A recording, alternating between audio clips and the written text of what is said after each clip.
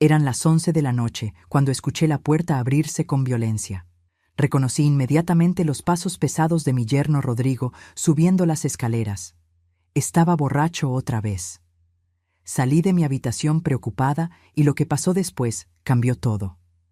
Me empujó contra la pared con tanta fuerza que sentí que mis huesos se iban a romper. «Lárgate de esta casa, vieja asquerosa», me gritó con aliento a alcohol. «Ya me tienes harto. No sirves para nada más que estorbar». Mi hija Carmen bajó la escalera corriendo, pero solo bajó la mirada, paralizada de miedo. Mis nietos Sofía y Miguel lloraban en sus habitaciones escuchando todo. Me levanté del piso con dolor en todo el cuerpo y esa noche tomé una decisión. Contraté a alguien para intervenir el teléfono de Rodrigo. Cuando recibí el informe 3 días después, lo que encontramos en sus mensajes no era solo evidencia de sus ataques, era algo mucho peor. Algo que pondría en peligro a toda mi familia. ¡Qué alegría tenerte aquí conmigo!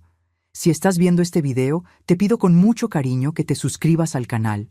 Por favor, necesitamos mucho alcanzar 20,000 suscriptores. ¿Puedo contar con su ayuda?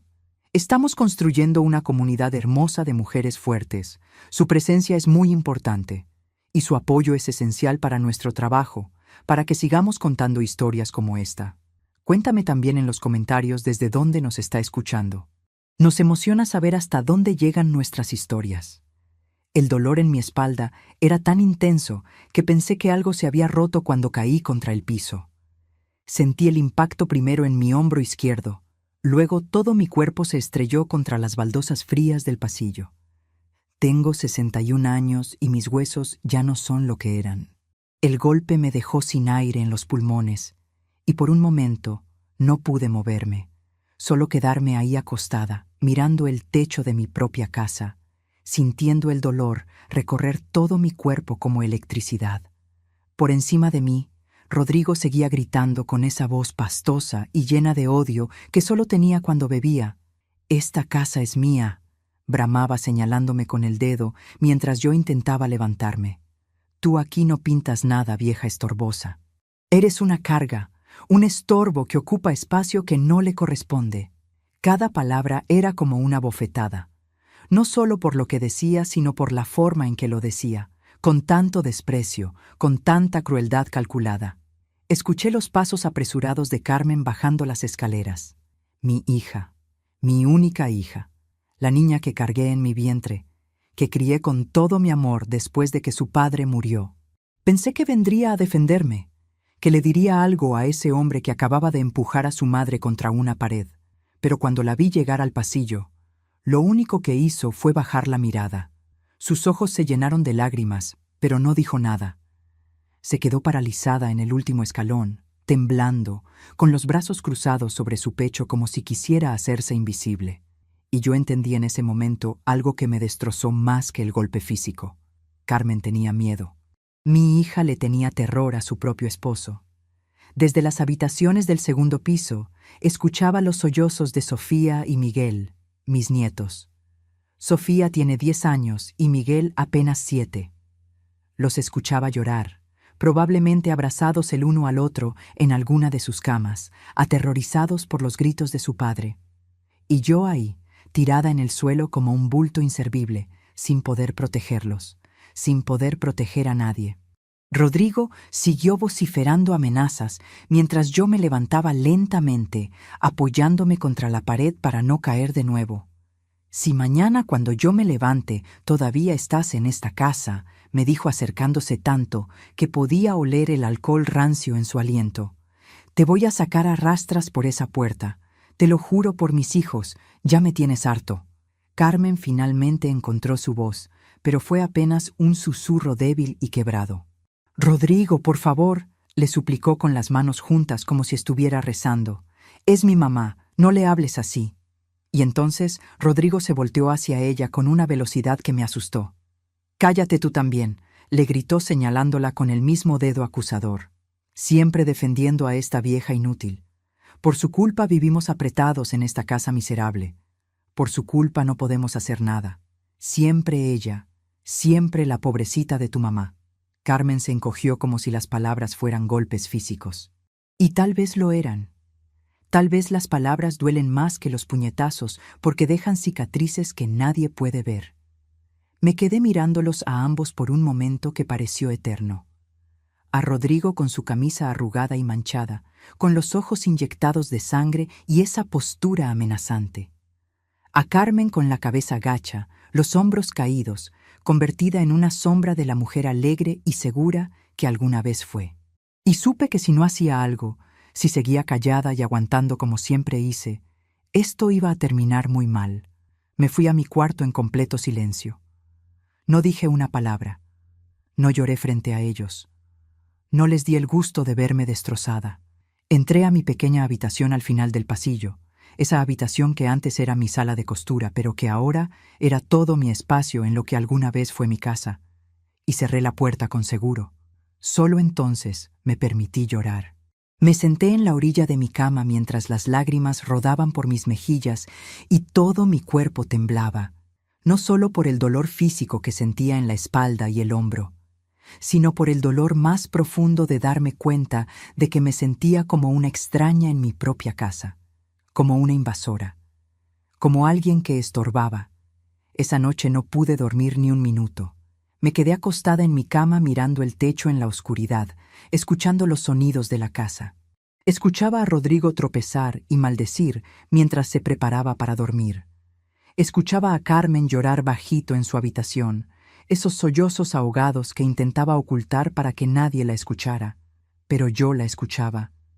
Y me partía el alma, porque esta no era la primera vez que Rodrigo me trataba mal. Durante los 3 años que llevaban viviendo en mi casa, las cosas fueron empeorando gradualmente. Al principio eran solo comentarios sarcásticos. «¡Ay, la señora con sus costumbres de vieja!», decía cuando yo preparaba la comida como siempre lo hice. «Mejor no opines, tú no entiendes de estas cosas», me decía cuando hablábamos de cualquier tema. Poco a poco me fue convirtiendo en invisible, en un mueble más de la casa, en algo que ocupaba espacio, pero no tenía voz ni voto. Los insultos se volvieron más directos con el tiempo. «Vieja metiche», me decía cuando yo intentaba aconsejar a Carmen sobre algo. «Estorbo», me llamaba cuando pasaba por la sala donde él estaba viendo televisión. Y lo peor es que lo hacía frente a los niños. Sofía y Miguel crecieron escuchando a su padre faltarme al respeto constantemente. Vi cómo sus caritas inocentes se iban acostumbrando a esas palabras, cómo dejaron de parecer sorprendidos cuando su papá me gritaba, y eso me dolía más que cualquier insulto. Intenté hablar con Carmen muchas veces. «Hija, no dejes que te hable así», le decía cuando me insultaba frente a ella. «Hija, esto no está bien», le suplicaba cuando veía cómo él la controlaba. Pero Carmen siempre tenía excusas. «Está estresado por el trabajo, mamá. Está pasando por un momento difícil. Me quiere, solo que a veces pierde el control». Excusas. Siempre excusas. Pero este empujón fue diferente. Este fue el primer ataque físico directo. Y algo dentro de mí supo que si había llegado a esto, podía llegar a algo peor. Mucho peor. El miedo me invadía como agua helada. Miedo de que me volviera a golpear. Miedo de que un día su violencia fuera más allá y me lastimara gravemente. Pero más que eso, miedo de que le hiciera algo a Carmen. Miedo de que lastimara a esos niños.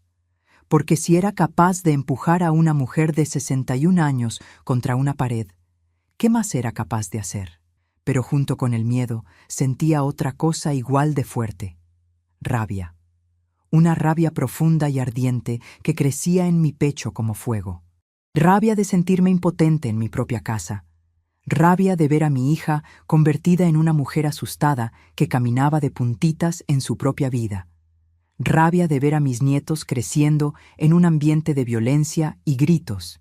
Y rabia conmigo misma por haber permitido que las cosas llegaran hasta este punto. A las 3 de la madrugada, cuando ya no pude seguir acostada sin hacer nada, tomé mi teléfono celular. Mis manos todavía temblaban mientras escribía en el buscador. Investigador privado. Servicios de monitoreo. Intervención telefónica. No sabía exactamente qué estaba buscando, pero sabía que necesitaba respuestas. Necesitaba saber ¿Qué más estaba escondiendo Rodrigo? Porque un hombre que trata así a su suegra, que mantiene a su esposa aterrorizada, seguramente tiene más secretos guardados. Encontré varias empresas que ofrecían servicios de investigación. Algunas hablaban de intervención telefónica legal mediante software que la persona instala voluntariamente. Pero eso no me servía. Rodrigo nunca iba a instalar voluntariamente nada que le permitiera vigilarlo. Necesitaba algo más. Algo que me diera acceso a sus mensajes, a sus llamadas, a sus secretos, sin que él lo supiera. Seguí buscando hasta que encontré el perfil de un investigador privado llamado Javier Reyes. Su página decía que se especializaba en casos de infidelidad y fraude familiar. Tenía buenas reseñas y un número de teléfono. Sin pensarlo demasiado, le mandé un mensaje de WhatsApp. Era casi las 4 de la mañana, pero necesitaba hacer algo, cualquier cosa, para sentir que estaba tomando control de la situación. Para mi sorpresa, me contestó en menos de 10 minutos. «Señora, vi su mensaje. ¿Está en peligro inmediato?», me preguntó. Le conté brevemente lo que pasó esa noche. Le dije que necesitaba saber qué estaba haciendo mi yerno, que sospechaba que había más cosas de las que sabía. Javier me explicó las opciones. No podía intervenir el teléfono ilegalmente, eso sería un delito. Pero sí podía instalar software de monitoreo si yo tenía acceso físico al dispositivo, aunque fuera por 5 minutos. ¿Puede tomar el teléfono de su yerno sin que él se dé cuenta?, me preguntó. Pensé en eso. Rodrigo era descuidado con sus cosas cuando estaba borracho. Siempre dejaba el teléfono tirado en cualquier lugar. Sí, le respondí con más seguridad de la que sentía. Puedo hacerlo mañana cuando se vaya a trabajar. Perfecto, me dijo Javier. Mañana en la mañana nos vemos en un café y le enseño qué hacer. El software toma 5 minutos en instalarse y después podré acceder a todos sus mensajes, llamadas, ubicación, todo. Pero necesita ser rápida y no dejar rastro. Acordamos vernos a las 9 de la mañana. Rodrigo siempre salía a trabajar a las 7, así que tendría tiempo. Cuando finalmente colgué con Javier, el cielo ya empezaba a aclararse. Había pasado toda la noche despierta, pero por primera vez en horas sentía algo parecido a la esperanza. No iba a quedarme de brazos cruzados. No iba a seguir siendo la víctima silenciosa. Iba a descubrir qué estaba escondiendo Rodrigo. Y cuando lo supiera, iba a proteger a mi familia, costara lo que costara. ¿Qué secretos escondía Rodrigo en su teléfono? ¿Qué más descubriría sobre este hombre que vivía bajo mi techo? Porque lo que estaba por encontrar era mucho peor de lo que jamás imaginé. Necesito que entiendan quién soy yo y cómo llegué hasta ese momento tirada en el piso de mi propia casa. Mi nombre es Mercedes Sánchez y tengo 61 años. Hace 5 años enviudé de Antonio, el amor de mi vida. Un hombre bueno que trabajó toda su vida como comerciante. Antonio vendía ropa en un mercado y durante 30 años se levantó cada mañana a las 5 para llegar temprano y conseguir los mejores lugares. No nos hizo ricos, pero nos dio una vida digna. Y lo más importante, cuando murió, me dejó esta casa. Modesta, de 2 pisos, en un barrio tranquilo, pero completamente pagada. Esta casa representa todo el esfuerzo de Antonio, cada peso que ganó sudando bajo el sol del mercado. Después de que Antonio murió, quedé sola con Carmen, que entonces tenía 28 años. La crié con todo mi amor, le di todo lo que pude. Ella conoció a Rodrigo cuando tenía 23 años. Él trabajaba en construcción y al principio me pareció un buen hombre. Era educado conmigo, trabajador, trataba bien a Carmen. Se casaron y yo pensé que mi hija había encontrado un buen compañero para su vida. Los primeros años fueron buenos. Nacieron Sofía y Miguel. Yo era la abuela feliz que cuidaba a sus nietos mientras Carmen y Rodrigo trabajaban. Pero después del nacimiento de Miguel, Rodrigo empezó a cambiar. Comenzó a beber más. Llegaba tarde del trabajo oliendo a alcohol. Se volvió controlador con Carmen. Revisaba su teléfono, le preguntaba a dónde iba, con quién hablaba. Yo veía las señales, pero Carmen me decía que todo estaba bien. Hace 3 años, Carmen y Rodrigo perdieron su casa. Rodrigo tenía deudas que Carmen no conocía. Dejó de pagar la hipoteca durante meses y el banco se las quitó. Vinieron a mi puerta desesperados, con 2 niños pequeños y sin lugar donde vivir. «Es temporal, mamá», me dijo Carmen con lágrimas en los ojos. «Solo hasta que nos recuperemos». Y yo abrí mi puerta. Porque así es una madre. Porque cuando tu hija te necesita, no le cierras la puerta. 3 años después, seguían aquí. Y lo que empezó como ayuda temporal se convirtió en una pesadilla. Rodrigo pasó de ser mi yerno a ser mi tirano. Actuaba como si la casa fuera suya. Tomaba decisiones sin consultarme. Cambiaba cosas sin pedirme permiso. Y poco a poco me fue haciendo sentir que yo era la invitada en mi propia casa. Yo vivo de la pensión pequeña que me dejó Antonio y de trabajos ocasionales de costura. No tengo grandes ahorros. Esta casa es literalmente todo lo que tengo en el mundo.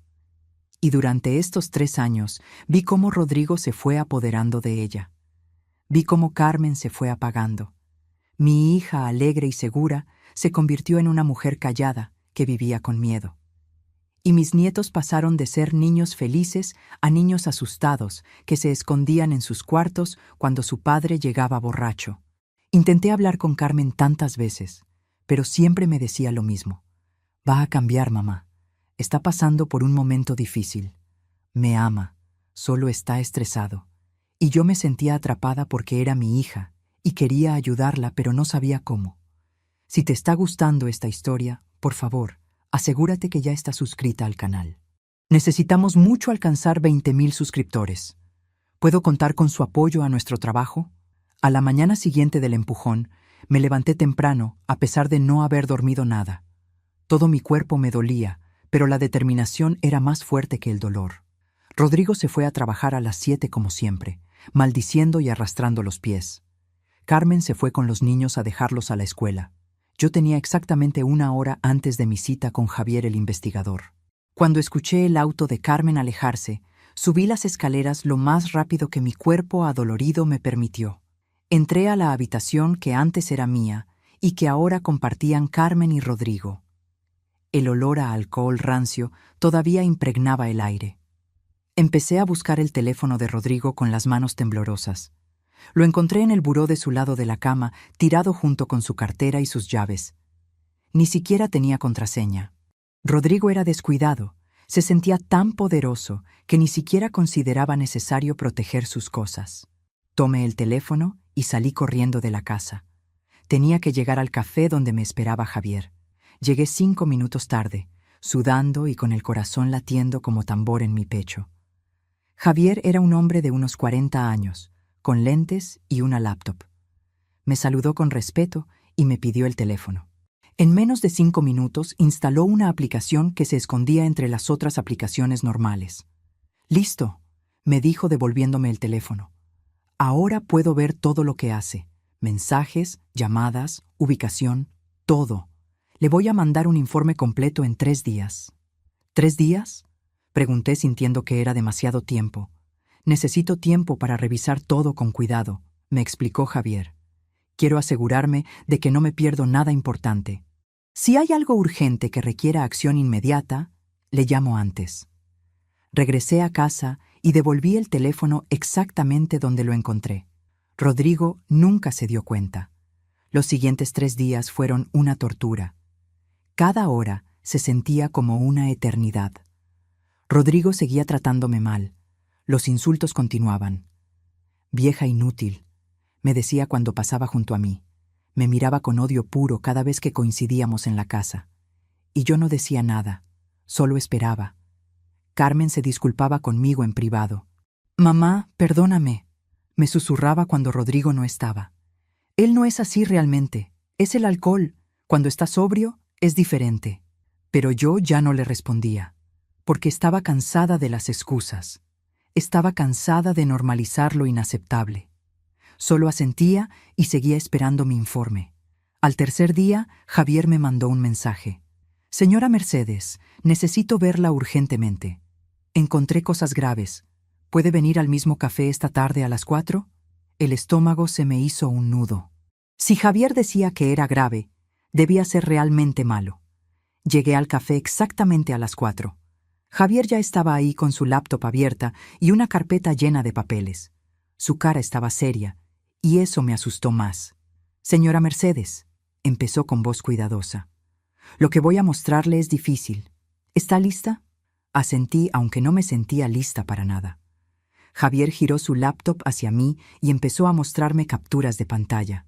Lo primero que vi fueron mensajes de WhatsApp con una mujer llamada Daniela. Los mensajes eran explícitos y dejaban claro que Rodrigo tenía una amante. Había fotos también. Fotos de ellos juntos en hoteles, en restaurantes. Mensajes donde se decían que se amaban, donde planeaban un futuro juntos. Sentí una punzada de dolor por Carmen, pero Javier siguió hablando. «Eso no es lo peor», me dijo con voz grave. Me mostró otros mensajes, conversaciones con un contacto guardado como el flaco. Al leer esos mensajes sentí que me faltaba el aire. Rodrigo le debía dinero a agiotistas, prestamistas ilegales, gente peligrosa. Y no era poco dinero. Debía más de 200,000 pesos. Los mensajes del flaco eran amenazantes. «Si no pagas esta semana, vamos por tu familia», decía uno. «Ya sabes cómo trabajamos, no nos gusta esperar», decía otro. Y la respuesta de Rodrigo me heló la sangre. «Tranquilo, la vieja tiene una casa. La voy a sacar de ahí y voy a vender la propiedad. En 2 meses tendrás tu dinero». Rodrigo estaba planeando expulsarme de mi casa para vender mi propiedad y pagar sus deudas con gente peligrosa. Pero había más, mucho más. Javier me mostró otros mensajes donde Rodrigo hablaba con un abogado corrupto. Había falsificado documentos poniendo la casa a su nombre, papeles falsos que mostraban que él era el dueño. El plan era echarme, esperar unos meses para que pareciera que yo me fui voluntariamente, y después vender la casa. Carmen no sabía nada. La mantenía completamente en la oscuridad. «Hay más», dijo Javier, y yo no sabía si podía soportar más. Me mostró mensajes donde Rodrigo hablaba de Carmen de una forma que me dio náuseas. «Ya no aguanto a Carmen», le escribía a Daniela. «Está gorda y fea, solo me quedo por los niños y por la casa de la vieja. Cuando venda la casa, me voy contigo y dejo a esa inútil», le prometía a su amante. Y entonces Javier me mostró algo que me destrozó por completo. Mensajes entre Carmen y su mejor amiga. «Me pegó otra vez», escribía mi hija. «Pero fue mi culpa, yo lo provoqué. No le digas a mi mamá, por favor», suplicaba Carmen en otro mensaje. «No quiero preocuparla. Mi hija, mi niña». Rodrigo la golpeaba y ella me lo ocultaba para no preocuparme. Las lágrimas empezaron a rodar por mis mejillas, ahí mismo en el café. No podía controlarlas. Todo era peor de lo que imaginé. Mucho peor. «Señora Mercedes», me dijo Javier con voz firme pero amable, «esto es muy grave. Falsificación de documentos es un delito federal. Las amenazas de los agiotistas son reales y ponen en peligro a su familia. Y la violencia doméstica contra Carmen es algo que requiere acción inmediata». «¿Qué puedo hacer?», le pregunté limpiándome las lágrimas con manos temblorosas. «¿Qué hago con todo esto?». Javier me explicó el plan paso a paso. Primero, necesitaba ir con un abogado especializado en fraude patrimonial y denunciar la falsificación de documentos. Segundo, necesitaba proteger a Carmen y hacerle ver que estaba en una relación de violencia.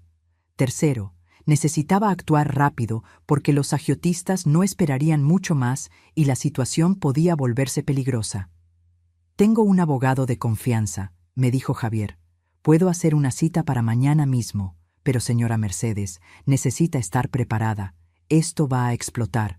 Rodrigo va a ser arrestado. Va a haber consecuencias». «No me importa», le dije con una firmeza que no sabía que tenía. «Lo único que me importa es proteger a mi hija y a mis nietos, y recuperar lo que es mío». Salí de ese café con toda la evidencia impresa en una carpeta gruesa. Caminé por las calles sin rumbo durante 1 hora, tratando de procesar todo lo que acababa de descubrir. Rodrigo no solo era un abusador, era un criminal, un estafador, un hombre dispuesto a vender la casa de su suegra para pagar deudas de juego y alcohol. Un hombre que planeaba abandonar a su esposa e hijos por su amante. Y lo peor de todo, un hombre que golpeaba a mi hija y la había convertido en una mujer aterrorizada que se culpaba a sí misma por el abuso. ¿Cómo le iba a decir todo esto a Carmen? ¿Tendría el valor de actuar antes de que fuera demasiado tarde? Porque lo que venía después requeriría más valentía de la que nunca pensé tener. Al día siguiente estaba sentada en la oficina del licenciado Morales, el abogado que Javier me recomendó. Era un hombre de unos 50 años, con experiencia en casos de fraude patrimonial. Le mostré todo, cada captura de pantalla, cada mensaje, los documentos falsos, todo. El licenciado Morales revisó cada papel con cuidado, haciendo anotaciones en una libreta. Cuando terminó, me miró con expresión seria. Señora Mercedes, los documentos que Rodrigo tiene son completamente falsos. Me confirmó lo que ya sabía. Puedo demandarlo por falsificación de documentos públicos. Es un delito grave que puede darle hasta 8 años de prisión. ¿Y lo de los agiotistas?, pregunté. Eso tenemos que llevarlo a la policía inmediatamente, respondió el abogado. Estas personas son peligrosas. Las amenazas que hay en estos mensajes son reales. Su familia está en riesgo. Me explicó todo el proceso legal. Íbamos a hacer una denuncia penal por falsificación. También una demanda civil para asegurar que la propiedad permaneciera a mi nombre. Y solicitar medidas de protección para Carmen y los niños. ¿Cuánto tiempo tomará todo esto?, le pregunté ansiosa. 3 días para tener todo listo, me dijo. Mientras tanto, le recomiendo que actúe normal. No deje que Rodrigo sospeche que sabemos algo. Pero actuar normal era imposible. Cada vez que veía a Rodrigo, sentía una mezcla de miedo y rabia. Cada vez que lo escuchaba gritarle a Carmen, quería gritar yo también. Pero me contuve. Esperé. 2 días después, cuando Rodrigo salió a trabajar, decidí que era momento de hablar con Carmen. No podía seguir guardando este secreto. Mi hija necesitaba saber la verdad. Carmen, necesito hablar contigo, le dije con voz seria. Siéntate, por favor. Necesitas ser fuerte para lo que voy a mostrarte. Vi el miedo en sus ojos. Probablemente pensó que le iba a decir que ya no los quería en mi casa. No tenía idea de lo que realmente venía. Saqué la carpeta con toda la evidencia y empecé a mostrarle todo. Los mensajes con Daniela. Su cara se puso pálida. No, susurraba una y otra vez. No puede ser, él me dijo que me amaba. Le mostré los mensajes con los agiotistas, las deudas, el plan de vender mi casa. Él no haría esto, decía Carmen con lágrimas rodando por sus mejillas. Él no es así. Y entonces le mostré los mensajes donde Rodrigo hablaba horrible de ella, donde la llamaba gorda y fea, donde le decía a su amante que iba a dejarla. Carmen se derrumbó completamente. Se dejó caer al piso sollozando con un dolor tan profundo que yo sentía cada sollozo en mi propio pecho. La abracé mientras lloraba. «Hija, esto es violencia», le dije acariciando su cabello. «Él te está usando. Nos está usando a todas». Y entonces Carmen dijo algo que me partió el alma. «Me pega, mamá», confesó entre sollozos. «Me pega cuando está borracho. Me pega cuando le llevo la contraria. Me pega y después llora y dice que lo siente, que me ama, que voy a cambiar. Pero siempre dice que es mi culpa», continuó llorando. «Que yo lo provoco. Que si fuera mejor esposa, él no tendría que hacer eso. Y yo le creo, mamá. Pienso que tal vez sí es mi culpa». Sentí una rabia tan grande que pensé que iba a explotar. «Nada justifica que te pegue», le dije tomando su cara entre mis manos para que me mirara. «Nada. ¿Me escuchas? Nada de lo que hagas, digas o seas justifica que un hombre levante la mano contra ti». Le expliqué el plan que el abogado preparó. En un día más vendría la policía con orden de arresto. Iban a arrestar a Rodrigo por falsificación de documentos. Íbamos a solicitar orden de restricción, pero primero teníamos que salir de la casa. «¿A dónde vamos a ir?», preguntó Carmen con pánico en la voz. «A casa de tu tía Rosa», le dije. Ya lo tenía todo planeado. «Vamos a empacar en secreto. Cuando Rodrigo se vaya mañana al trabajo, nos vamos, los niños, tú y yo, y no volvemos hasta que él esté arrestado». Carmen tenía miedo, mucho miedo. ¿Y si se enoja más? Preguntaba temblando. ¿Y si nos encuentra? ¿Y si nos lastima? Por eso nos vamos antes, le expliqué. Para cuando él se dé cuenta, ya estaremos lejos y él va a estar detenido. Esa noche y el día siguiente empacamos en secreto. Guardamos ropa, documentos importantes, cosas de los niños, todo lo esencial. Rodrigo no notó nada porque llegaba borracho todas las noches y apenas prestaba atención a lo que pasaba. El tercer día, cuando Rodrigo se fue a trabajar a las 7 de la mañana, actuamos. Carmen les dijo a los niños que iban a pasar unos días con la tía Rosa. Sofía y Miguel hicieron preguntas pero obedecieron. A las 8 de la mañana ya estábamos en el auto de Carmen con todas nuestras cosas. Dejamos una nota simple en la mesa de la cocina. Nos fuimos, no nos busques. Y nos fuimos. Casa de Rosa quedaba en otro barrio, a media hora de distancia. Rosa es mi hermana menor, y cuando le expliqué la situación, nos abrió las puertas sin dudarlo. «Quédense todo el tiempo que necesiten», nos dijo abrazándonos. Esa misma tarde, a las 3, el licenciado Morales me llamó. «Ya está hecho, señora Mercedes», me dijo. La policía fue a su casa con la orden de arresto. Según me contó, Rodrigo llegó a la casa a las 4 de la tarde.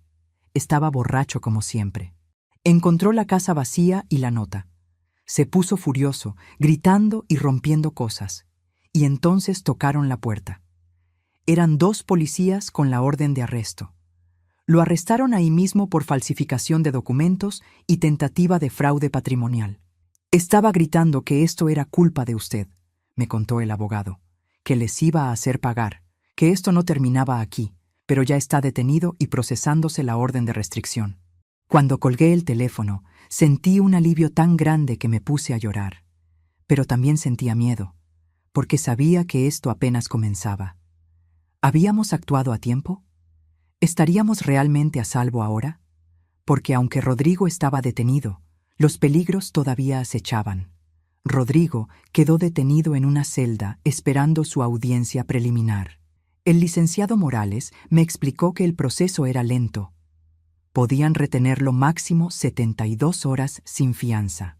Después tendría que haber una audiencia donde el juez decidiría si concedía fianza o no. Mientras tanto, conseguimos la orden de restricción temporal. Rodrigo no podía acercarse a menos de 200 metros de nosotras. Pero yo sabía que el verdadero peligro no era solo Rodrigo. Eran los agiotistas, el flaco y su gente. Y tenía razón en tener miedo. 2 días después de que arrestaran a Rodrigo, recibí una llamada de don Héctor, mi vecino. «Mercedes, vinieron unos hombres a tu casa», me dijo con voz preocupada. Preguntaban por Rodrigo, se veían peligrosos, dijeron que iban a cobrar de una forma u otra. Se me heló la sangre. Los agiotistas no sabían que Rodrigo estaba detenido, y ahora venían por su dinero. Fui inmediatamente a la policía con los mensajes de amenazas. Les mostré todo, las conversaciones con el flaco, las deudas, las amenazas. El oficial que me atendió revisó todo y me miró con expresión seria. «Señora, estas personas son parte de una red de préstamos ilegales que tenemos investigando», me dijo. «Son peligrosos. Le recomendamos enfáticamente que no vuelva a su casa por ahora». «¿Por cuánto tiempo?», pregunté sintiendo el pánico crecer. «Hasta que arrestemos a estas personas o hasta que se den cuenta de que Rodrigo no tiene cómo pagarles», respondió. «Pero por su seguridad, quédese donde está». Así que seguimos en casa de Rosa. Pero vivir ahí era complicado. Rosa vivía sola en una casa de 2 habitaciones. Ahora éramos 5 personas apretadas en ese espacio pequeño. Sofía y Miguel extrañaban su casa, su escuela, sus amigos. «¿Cuándo volvemos a casa?», preguntaba Miguel todos los días. «Pronto, mi amor», le decía yo, aunque no sabía si era verdad. Carmen estaba devastada emocionalmente.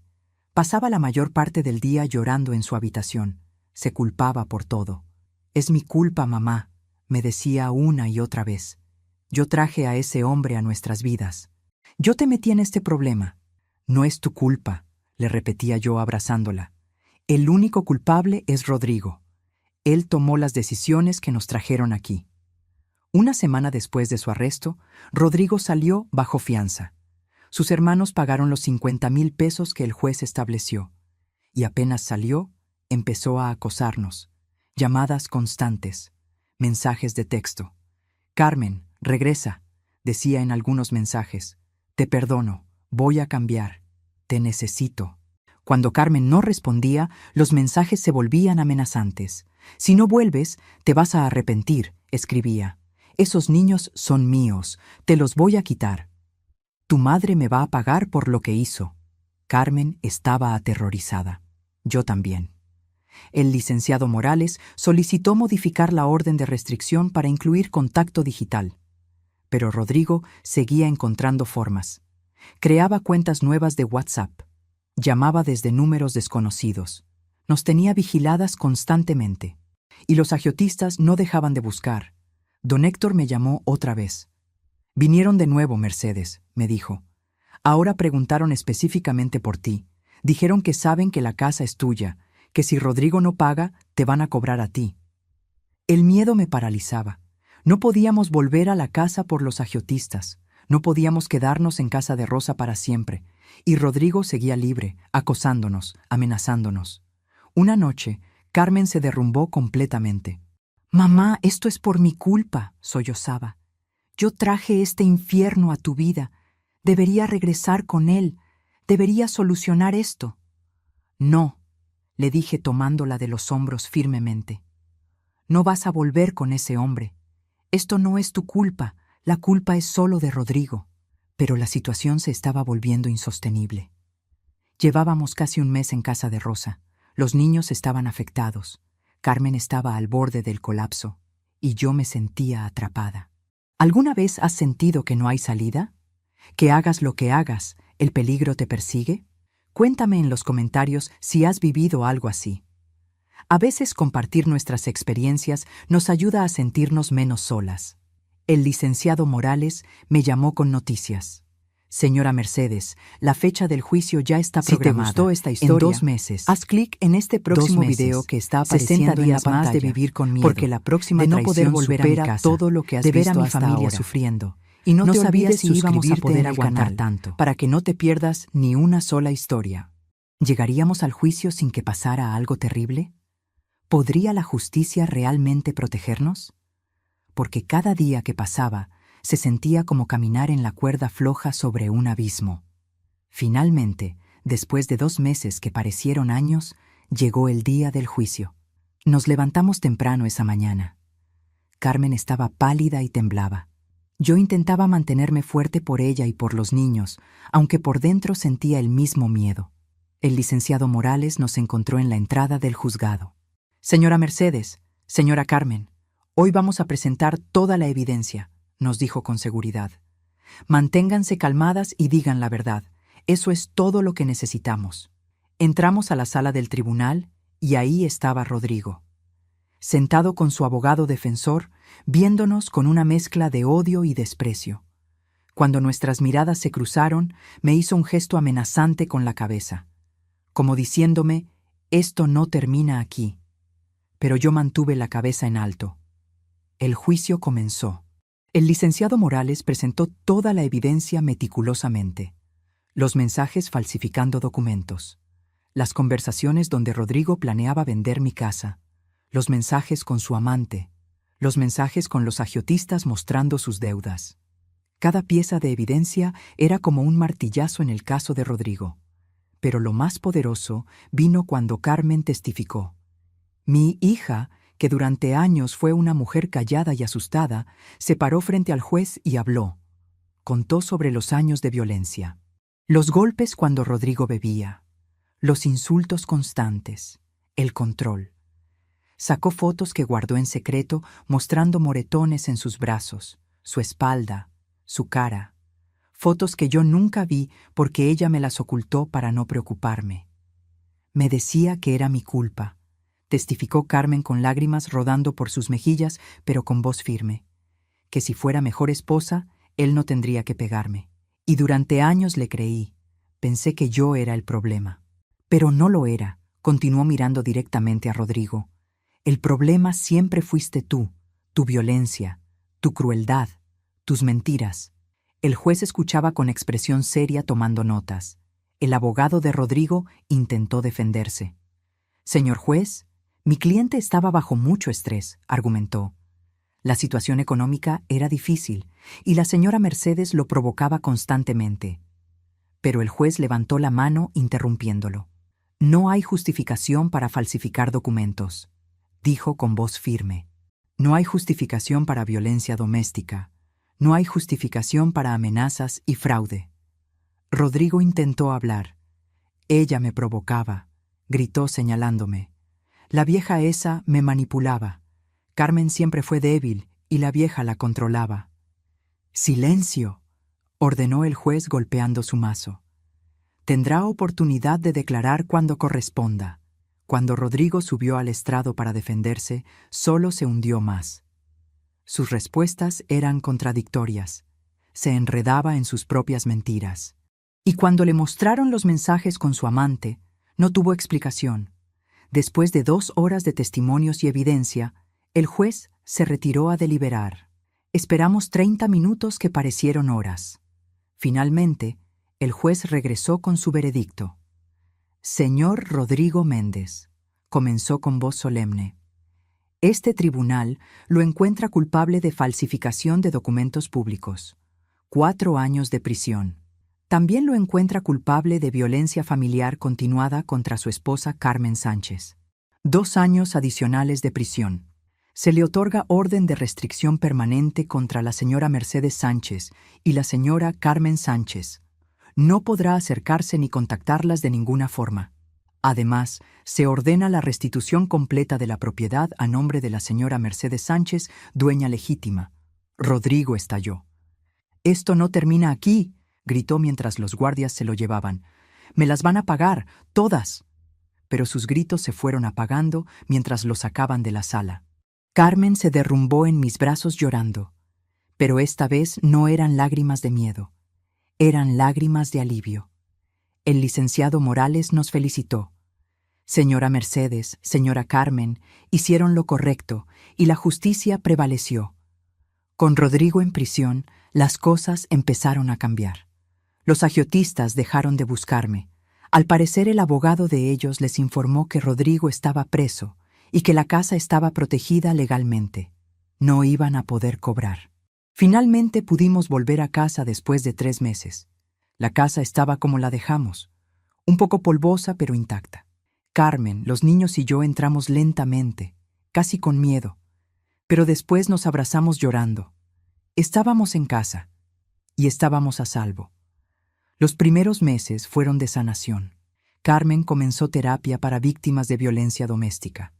Una psicóloga maravillosa que la ayudó a entender que nada de lo que pasó fue su culpa. Sofía y Miguel también entraron a terapia infantil.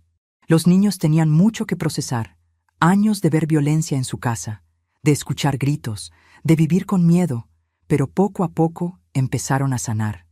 Yo estuve ahí para todos, cocinaba sus comidas favoritas, los abrazaba cuando tenían pesadillas, les recordaba todos los días que estaban a salvo, que yo los protegería siempre.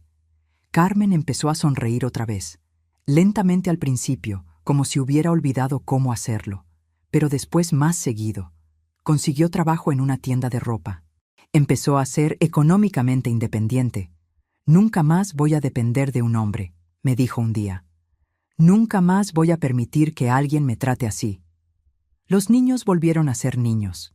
Empezaron a jugar otra vez, a reír, a dormir toda la noche sin despertarse con pesadillas. Sofía me dijo un día: «Abuela, ya no tengo miedo». Y esas palabras valieron más que todo el oro del mundo. Renovamos la casa. Pintamos las paredes de colores alegres, cambiamos muebles, colgamos fotos nuevas, borramos cada rastro de Rodrigo, cada recuerdo de esos años oscuros. Carmen inició los trámites de divorcio que se aprobaron rápidamente, dado que Rodrigo estaba en prisión y había orden de restricción. Los niños casi no preguntaban por su padre. Al principio sí. «¿Dónde está papá?», preguntaba Miguel. «Tu papá cometió errores muy graves y está pagando las consecuencias», le explicaba Carmen con honestidad apropiada para su edad. «Pero nosotros estamos bien. estamos seguros. Y eso es lo que importa. Con el tiempo dejaron de preguntar. Estaban mejor sin él y en el fondo lo sabían. Un año después del juicio, nuestra vida era completamente diferente. Carmen era una mujer nueva, fuerte, independiente, segura de sí misma. Trabajaba, cuidaba a sus hijos, sonreía. Los niños estaban felices, sacaban buenas calificaciones, tenían amigos, dormían tranquilos, y yo me sentía en paz por primera vez en años. Había salvado a mi familia. Carmen me lo decía seguido. «Mamá, me salvaste la vida», me abrazaba con lágrimas en los ojos. «Si no hubieras investigado, si no hubieras actuado, no sé qué habría pasado. Tal vez él habría vendido la casa, tal vez me habría matado». «Eres mi hija», le respondía yo siempre. «Haría cualquier cosa por ti, por ustedes». Rodrigo seguía en prisión cumpliendo su sentencia. No queríamos saber nada de él, ni Carmen ni yo. Los niños tampoco. Esa parte de nuestras vidas había terminado. Aprendí algo crucial durante todo esto, algo que quiero que todas las mujeres que me escuchan entiendan. Durante años pensé que ser buena suegra, ser buena madre, ser buena abuela significaba aguantar, callar, no meterme. Pensé que los problemas de matrimonio de Carmen eran solo de ella, que yo no debía opinar, que debía respetar su relación aunque viera señales de abuso.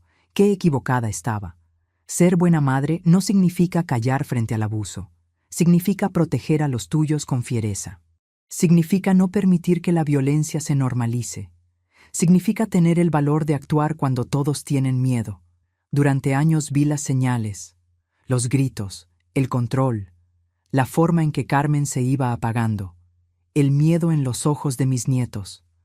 Pero me decía a mí misma que no era mi lugar meterme, que era el matrimonio de ella y yo debía respetar eso. Y casi cuesta la vida de mi familia. El día que Rodrigo me empujó contra esa pared, algo en mí despertó. Ya no era la señora callada que aguanta todo para mantener la paz. Era una madre protegiendo a su cría. Era una abuela protegiendo a sus nietos. Era una mujer que ya no iba a permitir que nadie lastimara a su familia. Hoy miro a Carmen y veo a una mujer fuerte, sonriente, independiente. Miro a mis nietos y los veo alegres, seguros, en paz. Y sé sin ninguna duda que tomé la decisión correcta. Sí, fue aterrador. Sí, hubo momentos donde pensé que no íbamos a lograrlo. Momentos donde el miedo casi me paraliza. Pero lo logramos. Y si algo aprendí de toda esta experiencia, es que nunca es tarde para defenderte. Nunca es tarde para decir basta. Nunca es tarde para proteger a quien amas. Si estás escuchando esto y estás en una situación parecida, si ves violencia en tu familia y no sabes qué hacer, déjame decirte algo con todo mi corazón. Sí, puedes actuar. Sí hay salida. Sí hay ayuda disponible. No te quedes callada pensando que es mejor no meterte.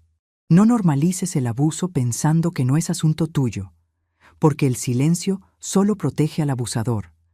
Tu voz, tu acción, tu valor pueden salvar vidas, como salvaron las nuestras.